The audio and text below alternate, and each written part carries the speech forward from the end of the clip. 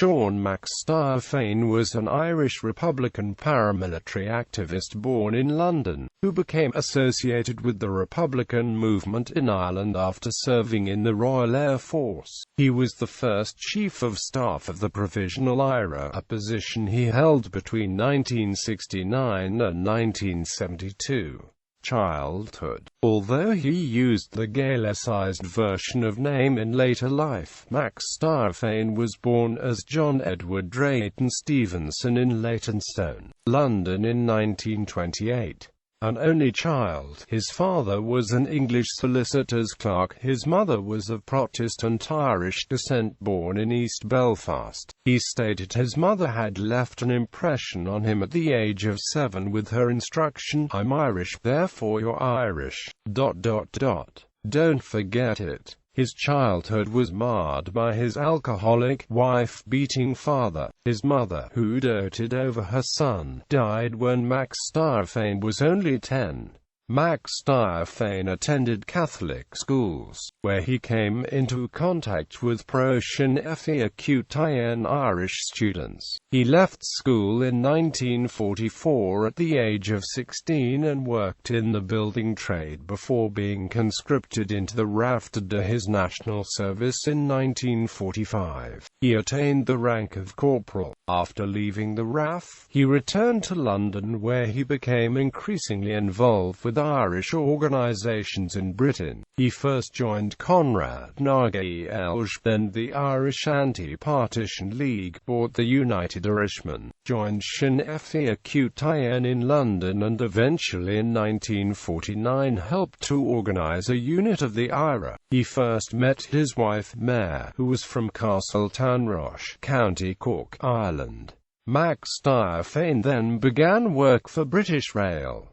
Joins IRA. On the 25th of July 1953, Mac Stíofáin took part in an IRA arms raid on the armoury of the Officer Training Corps at Felsted, a private school in Essex. In that raid, the IRA netted over 108 rifles, 10 Brand and 8 Sten guns, 2 mortars and dummy mortar bombs. The police seized the van carrying the stolen weapons some hours later due to it being so overloaded that it was going at about 20 miles per hour on the Braintree bypass with a traffic build-up in its rear. On the 19th of August 1953, he was sentenced, along with Cathal Goulding and Manus Canning, to 8 years' imprisonment by a court in Bishop's Stortford, Hertfordshire. It was in the run-up to the raid that Mac Stíofáin learned his first few words in Irish from Cathal Goulding. He later became fluent in the language, which he spoke with an English accent. While incarcerated in Wormwood Scrubs and Brixton prisons, he learnt not only a smattering of Greek from the Cypriot aka prisoners but also the realities of an anti-British rule guerrilla campaign. Upon being granted parole in 1959, Mac Stíofáin went to the Republic of Ireland with his wife and young family and settled in Dublin, and later Navan, County Meath, and became known under the Irish version of his name. Contrary to a number of accounts, this was not his first visit to the country and he had been to Ireland a month before the Felsted raid in 1953. He worked as a salesman for an Irish language organisation. He remained active in the IRA and gave the Bodenstown oration in 1959. A staunch and lifelong Catholic, he was uneasy with the left-wing political direction underway from 1964. His erstwhile friend and IRA Chief of Staff, Cathal Goulding, was bringing to the IRA, appointed a Director of Intelligence in 1966. Mac Stíofáin continued to voice his opposition to the Goulding line and was gaining support amongst members. Despite his hostility to the left-wing direction, he was prominent in agitations in Middleton against ground rent landlordism, the Dublin Housing Action Committee and against foreign buyouts of Irish farmland in County Meath. Meath, where he moved with his family in 1966. A tall, well-built-in man, Mac Stíofáin was regarded as a rather stoical personality who did not drink or smoke. He was a devout Catholic and was infuriated by an article in the United Irishman by Roy Johnston condemning the reciting of the Rosary at Republican commemorations as sectarian. For refusing to distribute the newspaper, he was suspended from the IRA for 6 months. Leads the Provisional IRA. When an IRA Special Army Convention voted to drop the principle of abstentionism in December 1969, a troika consisting of Seán Mac Stíofáin, Davy O'Connell and Seamus Twomey together with others established themselves as a Provisional Army Council. In anticipation of a contentious 1970s Sinn Féin odd fierce. At this, the Marxist leadership of Sinn Féin failed to attain the prerequisite two-thirds majority necessary to overturn Sinn Féin's constitutional opposition to partitionist assemblies. This was despite the disbandment of anti-abstentionist branches and district committees, such as the 1966 dissolution of the entire North Kerry Comhail Centre of Sinn Féin, embracing 13 common and 250 members and including 3 local councillors, and expulsion of leading figures such as Miss May Daly, John Joe Rice, Sinn Féin TD 1957–61, and John Joe Sheehy, veteran Republican and Kerry footballer.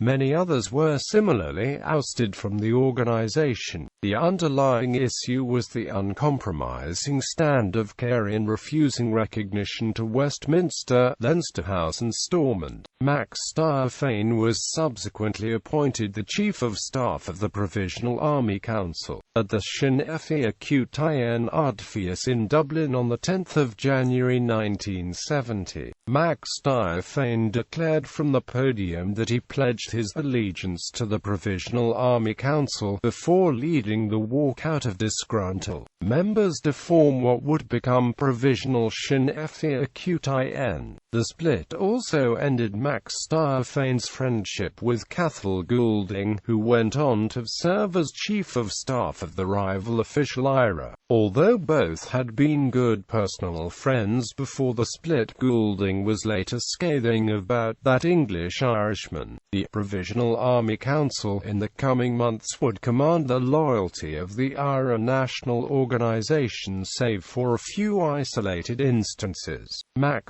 Stíofáin's men soon came to be known as the Provisional IRA. There was a similar ideological split in Sinn Féin, whereby a majority of the remaining party under the leadership of Thomas MacGiolla aligned itself to Cathal Goulding's official IRA. As the Marxist rump came to be known, the party inherited the historic Sinn Féin headquarters of Gardner Street, thus giving legitimacy to it, in the eyes of some, to be the legitimate successor of that party, and briefly known popularly as Sinn Féin Gardner Street, whereas those supportive of Seán Mac Stíofáin's Provisional Army Council came to be known popularly as the Provisional IRA and Provisional Sinn Féin or Sinn Féin Kevinsant. That party contested elections as Sinn Féin. The official IRA were known informally as the Stickies, given the tradition to affix Easter lilies with sticky gum, rather than pins. According to Rory O'Brady, it was Seán Mac Stíofáin, as Chief of Staff of the Provisionals, who invented the name P.O.N.E. P. O'Neill is the name appended to IRA declarations to show that the statement is genuine. Nicknamed Mac the Knife, Mac Stíofáin was a dedicated physical force Republican, who believed that violence was the only means to bring about an end to British rule in Northern Ireland. In his autobiography, he set out the aims of the Provisional IRA as moving from area defence to combined defence and retaliation, and then a third phase of launching an all-out offensive action against the British occupation system. He also gave a detailed account of his development of the tactic of the one-shot sniper. He is said to have taken part in an unsuccessful attack on Crossmaglen RUC station in August 1969. His military strategy was summed up in his own words by escalate, escalate, escalate, and in 1972, by far the bloodiest year of the conflict, the IRA killed around 100 British soldiers and lost 90 of their own members.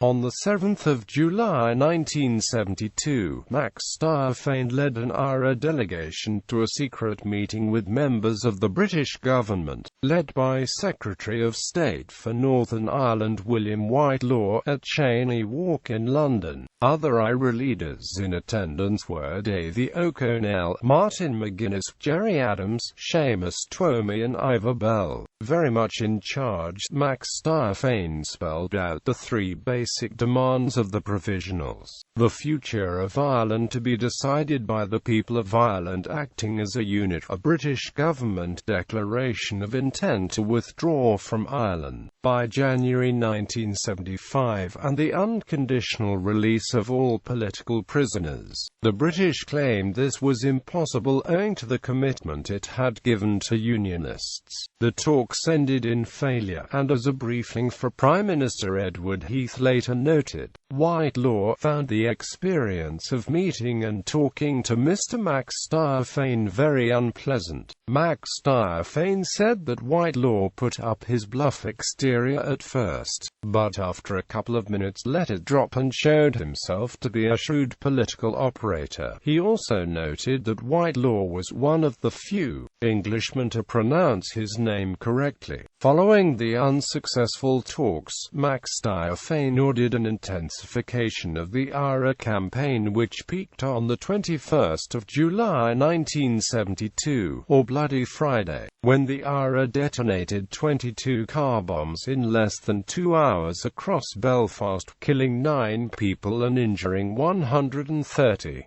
In his memoirs, Mac Stíofáin described the operation as a concerted sabotage offensive intended to demonstrate the IRA was capable of planting a large number of bombs at once. At a meeting between British Prime Minister Ted Heath and Irish Taoiseach Jack Lynch in Munich on the 4th of September 1972, the former asked the latter if Mac Stíofáin could be arrested. In reply, Lynch said that he couldn't, as the evidence against him was flimsy and he had a high degree of public support. On the 19th of November 1972, a controversial interview with Mac Stíofáin was broadcast on the RTE This Week radio program. He was arrested on the same day, and the interview was later used as evidence against him on a trial of IRA membership, and on the 25th of November he was sentenced to 6 months imprisonment by the Special Criminal Court in Dublin. Political fallout arising from the interview was considerable, and some days later, Fianna Fáil Minister Jerry Collins sacked the entire RTE authority. Jailed in the Curragh prison, Mac Stíofáin immediately embarked on a hunger and thirst strike. He was taken to the Dublin Mater Hospital, from where an IRA unit, including 2 members disguised as priests, unsuccessfully tried to free him on the 26th of November 1972. After this, he was transferred to the military hospital of the Curragh in County Kildare. He ended his thirst strike on the 28th of November. His hunger strike led to tumultuous scenes in Dublin and protests outside the Mater Hospital, where he was visited by the then Catholic Archbishop of Dublin, Dr. Dermot Ryan, and his predecessor, Dr. John Charles McQuaid. After 57 days, he was ordered off his protest by the IRA Army Council for bringing the IRA into disrepute. Some have reported that IRA Council members Rory O'Brady and Davy O'Connell ordered him off the strike. However, O'Brady, by this time, had also been arrested. In fact, when he was transferred into the glass house of the Curragh, O'Brady welcomed him. Following standard procedures, Mac Stíofáin lost his rank upon arrest, and he never again regained his influence within the IRA after his release in April 1973. Subsequent activities. Afterwards he was sidelined, and was given a job of distribution manager and part-time columnist with the Sinn Féin newspaper and for Blacked in the late 1970s. He resigned from the party in 1982 after a disagreement about strategy at the Ardfheas when a majority opposed the ERA policy, which envisaged the setting up of regional governments in each of the traditional 4 provinces on the island. In March 1983, Mac Stíofáin appealed to the IRA to declare a ceasefire. In the 1980s and 1990s, Mac Stíofáin became active in the Irish-language organisation Conrad na Gaelge. At that organisation's centenary celebration held in Dublin's O'Connell Street in 1993, he was a guest of honour on the platform. He remained a member of the Standing Committee of Conrad na Gaelge until his death. He lived in the Gaeltacht in Bailgib, Orrstown, southeast of St Anasmore and next to the ancient site of the Tailteann Games. Visitors to his home were greeted at the front door with a mouth saying Labhair Gaelge and Sayo. Death. In 1993, Mac Stíofáin suffered a stroke. On the 18th of May 2001, he died in Our Lady's Hospital, Navan, County Meath, after a long illness at the age of 73. He is buried in St Mary's Cemetery, Navan. Despite his controversial career in the IRA, many of his former comrades paid tribute to him after his death. Rory O'Brady, who attended the funeral, issued a glowing tribute, referring to Mac Stíofáin as an outstanding IRA leader during a crucial period in Irish history, and as the man for the job as first Provisional IRA Chief of Staff. Gerry Adams and Martin McGuinness also attended. In her oration, Keona of Conrad na Gaelge, whose flag draped the coffin, lambasted Mac Stíofáin's character assassination by the gutter press, and praised him as a man who had been interested in the rights of men and women and people anywhere in the world who were oppressed, including Irish speakers in Ireland who are also oppressed. Writings.